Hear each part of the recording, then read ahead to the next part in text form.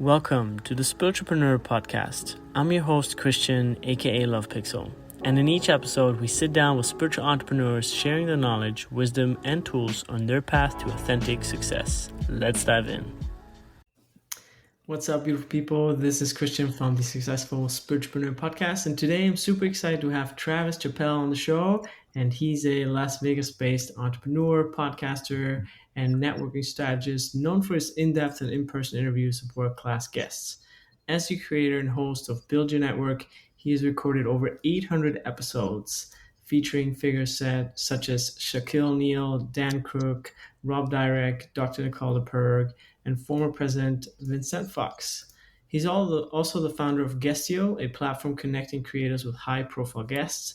And through his shows, including Travis Makes Friends and Travis Makes Money, he helps people strengthen relationships, expand influence, and create opportunities. Passionate about authentic connection, Chappell is recognized for his meticulous research, ability to draw memorable stories, and philosophy that meaningful relationships are life's greatest asset. Welcome to the show. What's up, dude? Thanks for having me. Appreciate it. Yeah, such an honor. And, you have such a long history and experience with podcasting. I'd love to know how you've grown and evolved throughout your podcasting journey and what role has spirituality played in your entrepreneurial life? Podcasting has been a long journey. We started probably 8 years ago now. And at the beginning, it was very much just I was trying to figure out what I wanted to do with my life. And at the time, I was just a door-to-door sales guy. And I was doing pretty well with it. It was just a matter of I didn't feel like I wanted to continue doing it forever. And so I immediately was looking to build a plan to get out of it. So I happened upon podcasts as a way to learn, to consume new information that maybe exposed me to things that I hadn't thought about before. And I, from there, basically decided that why don't I just start one of these? Because I found out that people were actually making money doing it. And I saw, a couple examples of people that were making good money doing it and was like, oh my gosh, I didn't realize that people could make, $150,000, $200,000, $300,000 every month just in podcast sponsorship revenue and audience growth and things like that. That's crazy. So that seems fun. Let's try it out. So the podcast was, from the beginning, the goal was to build sponsorship revenue. And then I launched and quickly realized that was much more difficult of a task than I thought it was going to be. So we got into the business game and started doing more back-end products and services off of the topic that we talked about on the show, which at the time was networking. The show now, Build Your Network, is now Travis Makes Money. It's what it's evolved into. But we did, 800 episodes of BYN before we switched to Travis Makes Money. So we talked a lot about networking. So we built in some products and services on the back end that help people do that better. And that was probably a year and some change after I started that show. I was able to finally stop knocking doors and go full time with the podcasting online business and just started scaling it from there. And since then, we've kind of worn a lot of different hats, had a software company that we sold and had some agency work that we did some done-for-you production, done-for-you podcast booking services, podcast consulting, coaching, courses, community, everything inside of that world. So kind of touched everything along the way. Wow. You've been around the block. Once or twice. Yeah. I love it. Not only knocking doors, man. That's incredible. You really, you have such a vast array of insights in all the different aspects of, online business. Yeah, knocking doors is a good experience, man. I'm thankful that I'm not doing it anymore. Again, it's a great industry. It wasn't for me forever. I have friends that do it and still do it to this day and have been doing it for a decade, 2 decades, and they make hundreds of thousands of dollars a year and work 20 to 30 hours a week. They don't kill themselves. They sell great products that are great for their customers. They make fantastic commissions. It's a great space to be in. It's just, for me, I knew it wasn't going to be what I wanted to do long term. So I was able to, of course, take a lot of those lessons and takeaways from door to door into the podcasting online business space. But that was for sure invaluable experience. And how has that currently evolved into, your personal brand, you're a dad, you have a family, that whole thing? I think it's super interesting for, the listeners always to hear how do people evolve and how do they go with the change? Because we don't always stay the same person, and you want to do Shouldn't different anyway. things, Yeah. even though, okay, great, you have a successful podcast, but how does it shift and change now? Yeah, it's part of life, man. And it's funny because for kids, it's so normal. And as parents, you watch your kids change almost on a daily basis. It's like the change is so fast and so vast and so, uh, you know, surprising. And it just becomes part of the normal routine is to watch your kids change in front of you. And their kids they're used to change. They're very resilient, and they go from kindergarten to first grade and first grade to second grade, and they're constantly in new cycles of change and dealing with change and dealing with new information and learning by drinking from a fire hydrant sometimes. It's this crazy experience and transformation that happens over the course of their first 20 years of their life. And then something happens when we become adults where we just go, you know what, I guess I don't really need to change anymore. And now that the formal education system is done, I don't need to do anything else. So most grown adults haven't read a book since they've left college or high school. Most people look at their kids and think about how often they change, and then don't look at themselves and ask the same question. When was the last time that I've changed like that? When was the last time that a previous version of myself seems like a different person? And if the answer to that question is, I don't know, then you're not adapting and growing the way that you should be adapting and growing. And you should be doing that it's obviously not going to be at the same pace or rate as your kid because, life, but it should still be happening. You should constantly be evolving and becoming a different person, and life throws a bunch of curveballs. So you have no choice but to change, but to adapt, but to learn and grow. But that's the cool thing about human beings, is that that's literally what we're built to do, is adapt and change. So it's not really a question for me about like how I was able to do it. It was just more, this is what life demands of me at this point. So either I do that or I don't live a good version of life. And that never seemed like a good option to me. So you just change and you get used to as much as you can. You get as comfortable as you possibly can with being uncomfortable. And if you can get really comfortable at discomfort, then you probably have an advantage over a lot of people who are just seeking comfort all the time. Yeah. Yeah, I see that. I see that with myself as well. Like, okay, I have the house, I have the car, I have the family. It's like, okay, there comes a period of time you also want to enjoy that. You want to Of be course. that, just like relax and sit back into that. Um, but yeah, there But it's comes a not an either time. or, it's not either I enjoy life or I change. It's a both and. Of course, you have to enjoy life along the way. If you keep punting enjoyment for a later date, first of all, we're not even guaranteed that later date. So that doesn't make sense.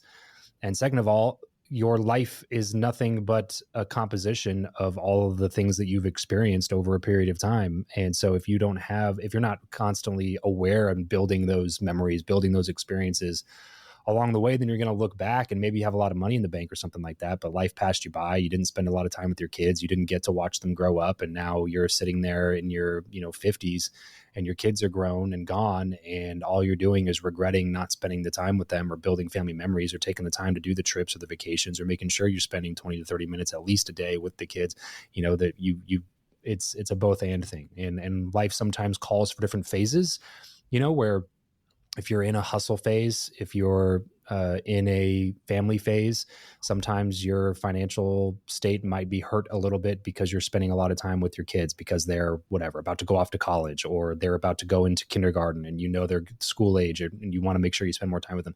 So your business or your financial life might suffer a little bit during those times. And there's going to be other times where it's the opposite, where it's like, your family life is going to struggle a little bit during this time because I got to keep my head down and I got to hustle and I got to make sure that I'm building the life that I want to build for my family to enjoy. And in order to do that, it's going to require sacrifice. In a lot of ways, that time is going to be that sacrifice. They're not going to get as much time from me during this phase or during this season. But as long as it's a season, then I think that that's okay. I think balance is ultimately a myth. You can't be a 50-50 balanced all the time. You're going to drive yourself crazy trying to do that. And that's when you get in this constant state of overcorrection in your time management. Because if you're constantly shooting for that balance, then when you're at work, you're thinking about how bad of a parent you are because you should be with your kids. And then when you're with your kids, you're thinking about how bad of an entrepreneur you are because you should be working on your business. And it's a constant state of overcorrection, and you're never actually going to get to the root of the issue. So you just have to understand sometimes it's about seasons, it's about phases. It's like, well, this next season we have this particular goal that we're trying to get to. And during this time, I'm going to have to hustle my butt off to make sure that we get to that goal. But when we achieve that goal together as a family, it's going to allow us to have this outcome together that we all agree is a good, positive outcome for all of us. So that's going to be what's required of me during this season, and then when you're done with that season, then maybe again, you take, okay, the kids are out of school for the summer. They're about to go into high school. And I know life's going to get crazy busy with sports and everything else. We're going to take this summer and we're just going to travel, just the family. We're going to make sure that we spend time with the kids. Is your business going to suffer? Maybe a little bit. Obviously the goal is, as an entrepreneur, to get the business to a point where it improves even when you're gone. But if you're not in a position to do that, you can't wait until you're in that position in order to do those things, because you don't know when that position will ever come, if it will come. So sometimes I think it's just a seasons thing, man. And you got to be wherever your feet are, just be there 100% and be present in that moment, whether it's working in your business or spending time with the family. Yeah. And based on that, what advice do you have for someone, let's say, who is currently, looking to get into starting their hustle, or just haven't, like, it's like, I should do it, I want to, but they don't get to it. Like, do you have any advice for a person that's sitting there listening, be like, yeah, I know I should, but eh. Yep, absolutely. Do something. That's the cure, man. It's counterintuitive because most people think that you have to think your way to the clarity. Clarity is only going to come from action. When it's just like what Thomas Edison said about he failed 1,000 times before he invented the light bulb. It was like his 1,058th attempt or whatever that finally had a working light bulb. And during that time, when he was asked about it, he said, well, I didn't lose hope, because every time I failed, I figured out another way to not make a light bulb. So you just stay in the game. The problem is, if you never take the first step because you're just thinking about how to make the light bulb, then you're never going to get to something to iterate on. You're never going to build something. You're not actually going to find out if this is a path forward for me or not. You can't make a change. You can't make an alteration of the path if you don't get on the path. So I liken it to like somebody being out in the middle of the ocean, and they know that there's land in a certain direction, but they can't see the land. It's on the horizon. And what most people do is they just get paralyzed by indecision and fear that they're going to select the wrong direction, because in their mind, it's like, well, I don't want to head that way because what if it's the wrong way? And I swim out a little bit and I realize it's the wrong way. Then I wasted a lot of time and energy. So all they do is swim around in circles looking for which path to go down, trying to figure out which path is forward. And then the person that's going to be the one that doesn't drown in the middle of the ocean is the person who immediately takes action in a direction. And then once they get out a certain ways and they see that action did not take them the direction they wanted to go, they swim back to the starting point and then they move in a different direction. And sooner or later, they're going to find the path where the land is. And then they can swim all the way to the destination once they're on the path. But if you don't ever go down the path, then you're just going to be stuck, trying to wade water in the middle of the ocean, and eventually you're just going to drown. So you have to take action, whatever it is. So I want to start a side hustle. I want to start a business. I don't exactly know what it is, or I don't know what industry I want to be in, or I don't know what skills I need to work on. Go do something in that direction. Take time. Whatever free time you have, dedicate it to that. And if you're like, I don't have any free time. Okay, well, first of all, stop lying to yourself, because everybody's got a little bit of free time. You just got to examine your time, do a time audit, and see actually in 15-minute time blocks. If you recorded every 15 minutes for a full 10 hours you're awake every day, you'll be surprised how much time you're wasting scrolling social media or spending too much time at the gym or whatever it is. You can make time for certain things, even if it's just 30 minutes at a time when you're first getting started, but figure out what that is, throw it in ChatGPT, get a plan together, and then take some action in that direction. Whether it's garage sailing, whether it's starting a digital marketing agency, whether it's a podcast, whether it's real estate investing, do something to pull you down that path immediately And you'll find that once you start taking action to that direction, you'll either like it or you'll not like it. And if you don't like it, then pick a different thing and take some action in that direction and see how that feels. But eventually you're going to find something that you just really like doing. And when you do that, that's when the unlock happens, because then you don't have to search for the 30 minutes in your calendar. You're actively eager to spend your free time doing this thing in this direction. And then once you get a win doing something that you like, forget it, dude. That's when it's done. That like the first dollar I ever made from my podcast, I'll never forget it, because it was all, that's all it was. It was not about the money that I was making. I was making way better money doing door-to-door sales, I was making, 6 figures in door-to-door sales, but I made $200 or $300 one time on a course that I hadn't sold yet from a call that I did for free from somebody who listened to the show. And I immediately was hooked on that, because it was the first money that I ever made on the show. And all it did was show me that it was possible. I took action in a direction, and I put out a bunch of episodes, and people were starting to listen and find out about it. And I jumped on a call with somebody. They were willing to send me money for a course that I had not created yet, because they love the podcast content so much. And when that happened, it was like, I'm off to the races now. Like I did something that I wanted to do and I saw a result from it. There's a win under my belt. Let's get to the next win faster. And then that's when it starts becoming more of an obsession than just like, I guess I got to take my free time to figure out this next thing. Just like, if you never take the action, then you're never going to find the win, and you're never going to be able to course correct to the position that you want to be in, because you're never doing anything. You're just sitting there thinking all the time. The people who win are the people who do. Very true. Yeah, so true. I think, especially when it comes to days like these where you just like, it's so easy to like validate an idea in ChatGPT. It's like, oh yeah, good idea. Never Yep. did anything about it. Yep. And you just have a bank of 34 ideas sitting in ChatGPT and nothing's being done. Oh my God. It's hilarious. Like, I you see read a book myself. recently from my friend Nick Huber, handles the Sweaty Startup, and he encourages people to, do sweaty businesses, sweaty startups, boring, unsexy businesses. And he was talking about a friend of his who was looking at a certain business in his area. It might have been like tree trimming or something like that. Again, one of these kind of home services, boring businesses, unsexy businesses that does well, makes money, has good margins. And he said he had done 6 to 8 weeks or something like that of prep on this business, like looking stuff up, finding market size, doing projections, building a business plan, all this stuff.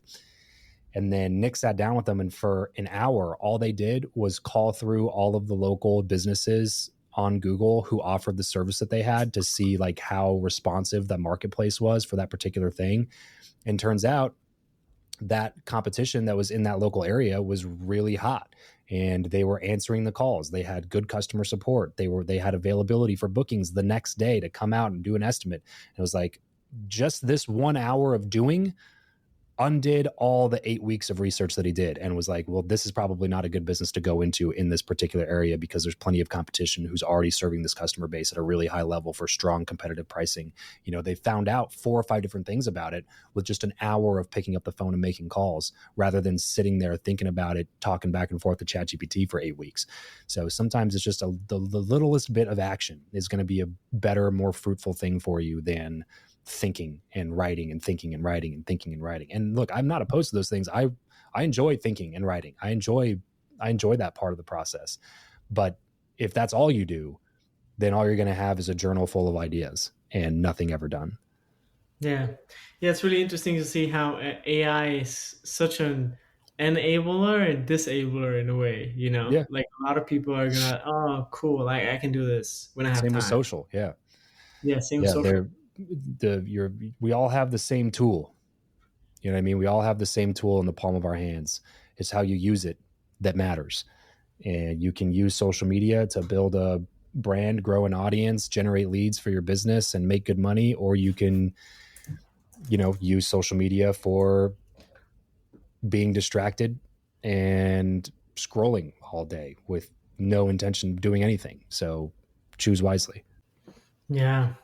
And if someone in the audience is like, okay, this got me fired up, this got me inspired, like, where, like, how would you tell them to start in a day and age like this? Like, obviously, find out what you like, blah blah blah. Like, I think a lot of people know what they like and what they would like to do, but like, how to go about it. Yeah, well, it's really difficult to give like blanket advice, because I'm not even necessarily someone who's 100% on board for the do what you like thing. I hesitate to say that because that's what I did. I knew that I would like podcasting, and I was like, if I can figure out a way to make money doing this, that would be awesome. So that works for some people, but I think we're all glamorizing it too much. And it took me 7 years to figure out how to make money on it the way that I wanted to make money on it, with like magical sponsorship income, to the degree that, you know, we can do multiple six figures on just sponsorship revenue for our show now. That took me 7 years to figure out. So at the beginning, I had to do a bunch of stuff that I didn't really want to do at that time in order to set myself up in a way to be able to do the thing that I wanted to do really in 7 years, right? And at the time I was thinking maybe 3 years, you know, nope, took me 7. So immediately elongate the timeline that you're already thinking about is the first thing. And the second thing is like if it were easy to do what you love and make good money doing it, then everybody would do it. So understand that the road is going to be difficult. And if you have something in mind, and maybe you're lucky, maybe you love tree trimming, great, then go be a tree trimmer, because that's a good business. You know what I mean? So I guess what I'm saying is that there's a lot of ways to make really good money by doing something that you don't necessarily love or that you're passionate about, but you can find aspects within that thing to love or be passionate about. Right. So like you don't love tree trimming, for example, but you love systems or processes, or you love figuring out software, or you love talking to customers, doing customer support. You love marketing, you love sales, you love some other aspect of the business. Well, great. Then the niche becomes kind of irrelevant if you can focus on just doing the thing that you love doing within the business, and then hiring out for people who can fulfill the other roles that you need to make the business run. But there's way more opportunity if you go that direction rather than starting another digital marketing business, because there's thousands of those and they're not localized.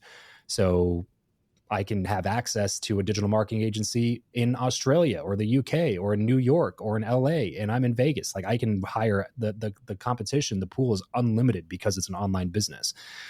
So if you're getting started and you're like, I want to make good money so that I can do X, whether X is playing golf or podcasting or doing music or comedy or whatever the thing is you love to do. It's like, I'm a big fan of solving for the immediate problem, which is theoretically, if I had $10 million in the bank, I could do whatever I wanted and pursue the things that I really love doing. But the path to monetizing some of those things is a very long road ahead and may or may not ever work out. You take a look at somebody like Matt Rife, for instance. He's a comedian that blew up, like top 5 highest paid comedians of 2024, made tens of millions of dollars, I believe, from everything that he does now. But he did comedy for 11 or 12 years in little comedy clubs. He was about to hang it up and give up on comedy until he finally had one TikTok video that just blew up overnight. And then his brand followed after that and turned him into one of the top 5 touring comedians in the country. That took 12 years of like not doing well, you know, of scraping together enough paychecks to buy some ramen type of stuff, you know. Now, if you really love it, and for him, it was a little bit of an advantage because he started so young, from like 16, I think he started. So like he did it from 16 to 26. Like that's really young. And you have the capability of just like bumming a friend's couch for the night because you need somewhere to sleep, type of a thing. And so you obviously don't have that same luxury if you're a 42-year-old person with 3 kids and a spouse and a mortgage to pay. You know, you can't just like, I'm going to give it all up and chase my dreams. It's like, yeah, but what about paying for your kids' food next month? You know, so there's some other, that's why I say it's really hard to give blanket advice, because it's going to vary individual by individual. But ultimately it's if your passion is something like in the arts, if it's something that's elusive, that you don't really have control over the outcome for, then my advice is like, do that in your free time. Use all your free time to do your passion and start building that thing on the side. Go do stand-up comedy, go do a podcast, go write some music and do some gigs on the weekends. But in the meantime, if you can go make real money, like good money, by being an HVAC tech and salesperson and then buying an HVAC company, or by being a plumber, or by having a tree trimming business or something like that, or you're, you know, hauling stuff to the dump or whatever it is, you can make good money doing that. And you can find an aspect about that business that you love, like the marketing or the sales or whatever, then do that first, because that's going to unlock financial freedom and put you up in a position where in a few years from now, you can chase what you want to chase without having to worry about the pressure of putting food on your family's table next month. Yeah. And like I said, I know that's going to vary person by person, because if it's a 18-year-old that I'm having this conversation with that has no spouse, no girlfriend, no boyfriend, no kids, no responsibilities, and I might just tell them, like, go chase whatever you want to chase for a while. Take your early years and go learn as much as you can, touch as many projects as you can, act on as many paths as you can, so you can really like taste the full rainbow of opportunity at your fingertips, and try to figure out where you want to be by the time you hit 30, 35. But you're older, options are a little bit different, but that's okay. You know what I mean? You can get started today so much easier than you could ever get started. So, that's what I would say. But I know it's not like a super clear plan. It's going to vary person by person. And as long as you are taking steps in a direction, you will probably start figuring out at least the things that you don't want to do, and then potentially end up finding the thing that you really want to do. And then when that starts aligning, that's when you get to unlock a lot of, success, happiness, love, relationships, fulfillment, all that kind of stuff. So the destination is worth the journey. Exactly. There's this African proverb. It says, go as far as you can see and you'll see further. Yep. Yeah, exactly. Success is a spiral staircase. You can only see the next step or two, but if you don't ever take the next step, you can't see the next step after that. Exactly. Very cool. Yeah, I love that. Especially, the advice about, looking at the competition. Obviously, local businesses, a lot less competition than anything digital service wise. So I think that's a good takeaway for people as well. Yeah, well, because there's demand there. Like that was their exercise, was basically call around to all the people who offer this service, whatever that service is that you're looking at providing. And if their soonest availability, you call around to 4 or 5, and a couple of them don't even answer the phone. A couple of them, you fill out a lead form and you wait a week and you never hear back from anybody. And then the ones you do get a hold of, the soonest they can come out to look at your trees is 3.5 weeks from now.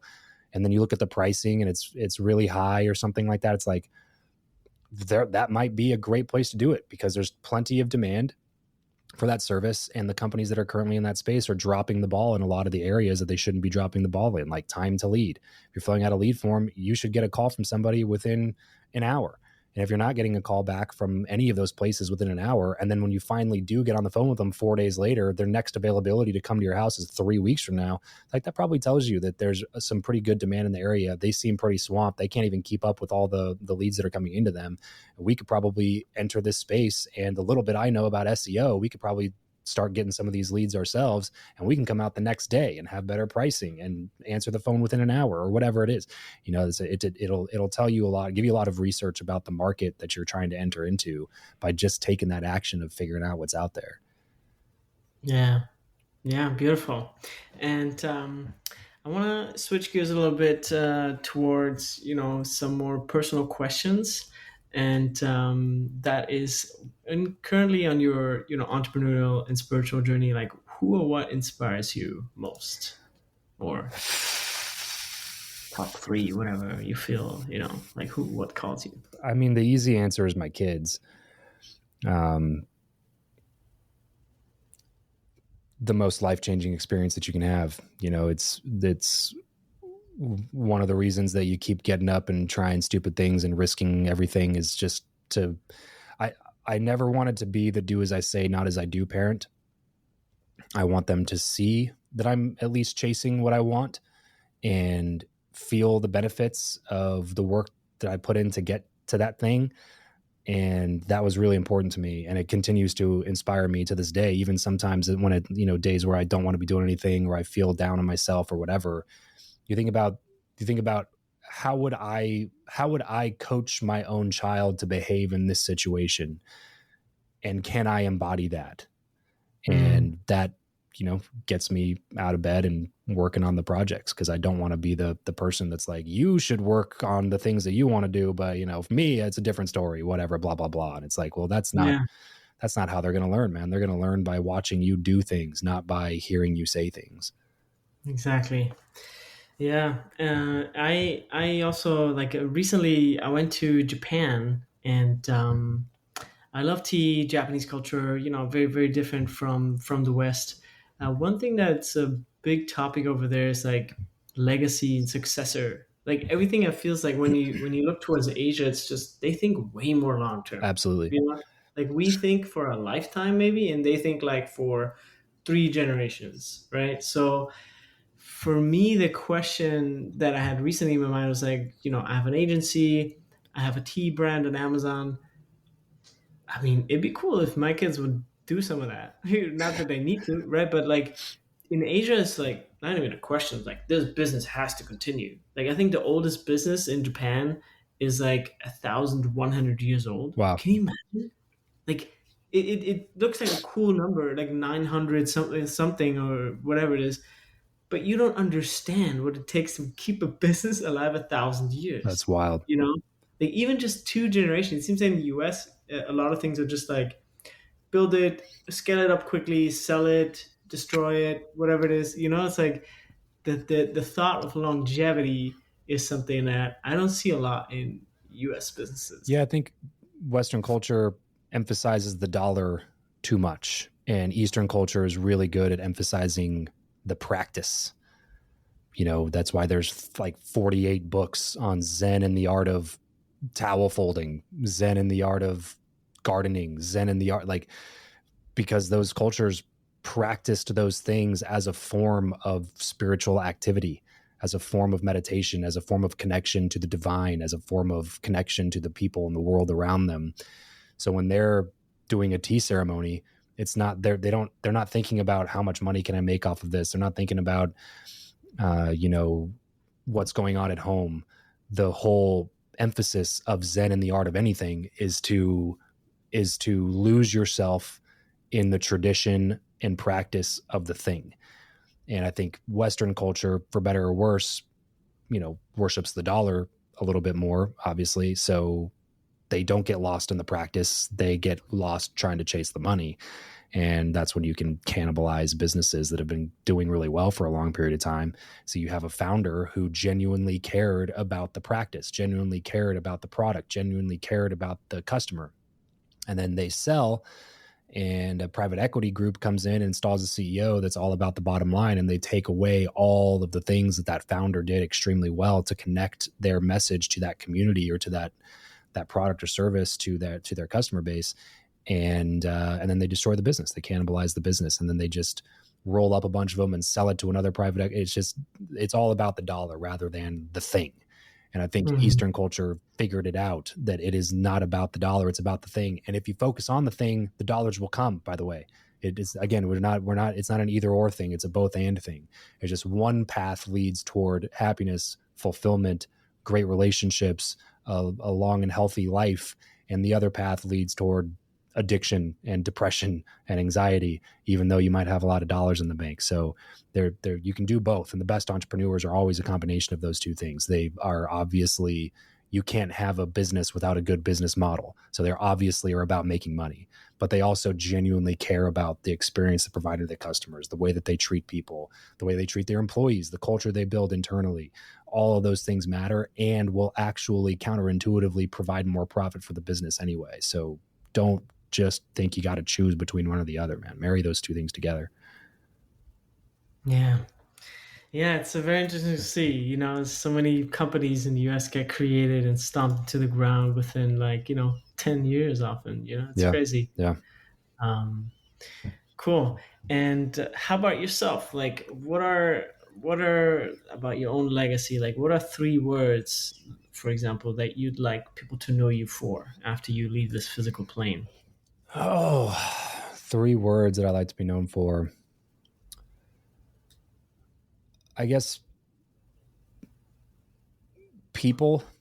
Like, I just would like to be known as somebody who just genuinely cared about people in general, not just the people that are closest to me, but people in general at large. I think it's just if more people cared about the outcomes of other people's lives, I think that we'd be in a better place. So I think people is one. Family is the other one. It's kind of more under the people umbrella, but this just puts it closer to home for me to think about my kids, and then the people that are close to me, my best friends and my parents and my wife, and all those close personal relationships. I'd like to have those. That was something that I genuinely cared about. I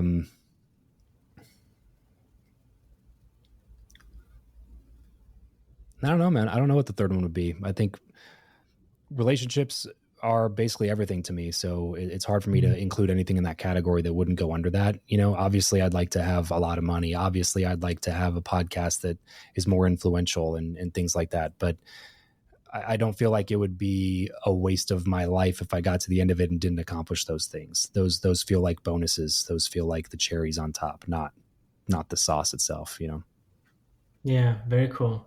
Yeah, very much, from the inside out rather than the outside in. Right. Nice. Well, we're coming up towards the end of the episodes, and I always love to give that part over to the guest and just ask them what they want to call in for themselves in the future. For their entrepreneur and spiritual personal journey. Abundance, I would say. Abundance is a word I've been thinking a lot about lately. Abundance of revenue, income, money. Absolutely. I like money, man. I'm not going to sit here and pretend like I don't like having money or I don't like making money. So money's a big aspect of life and it can help solve a lot of problems. But the caveat with something we sign off Travis Makes Money with all the time is money will only solve your money problems. Then you're left with all the other problems that money can't solve. But it's usually easier to solve the rest of those problems if you got money in the bank. So let's focus our time and attention on solving that money problem first. If you can solve that money problem first, you tend to be able to be more helpful in a lot of other regards when it comes to helping out the people that are closest to you. Like I said, it's a really great problem solver. So money is definitely one of them. That's why I say the word abundance kind of generically, because abundance of money is awesome. But also abundance of time with people. I think that's one thing that I am coming back to a lot in the last couple of years. Is I was so focused on business for some time where I didn't make time in my life for relationships that were just healthy, good, positive relationships for the sake of having those relationships, not necessarily something that was going to help me in business or whatever. I sacrificed personal friendships for professional networks, and I don't think that's a worthy sacrifice. So abundance of time with the people that are closest to me, abundance of money in the bank account, and yeah, that's it, man. That would put me in a really great spot. Cool. Awesome. Well, know that these things already are making their way to you. Yes, sir. Doing my best anyway. Yeah, just calling it in. It's going to come. Don't worry. All right. Well, thank you so much for being on the show. Really appreciate it. And let us know where people can find you and how they can stay in touch with you. Yeah, sure, man. Travis Makes Friends, Travis Makes Money. Those are the two podcasts. So if you're a podcast listener, which you are, if you're listening to this right now, go check out those podcasts. Love to hear any feedback from you. If you got feedback, shoot it over to me on Instagram at Travis Chappell on Instagram. Beautiful. Awesome. Thanks for being on. Appreciate the time, man. Thank you.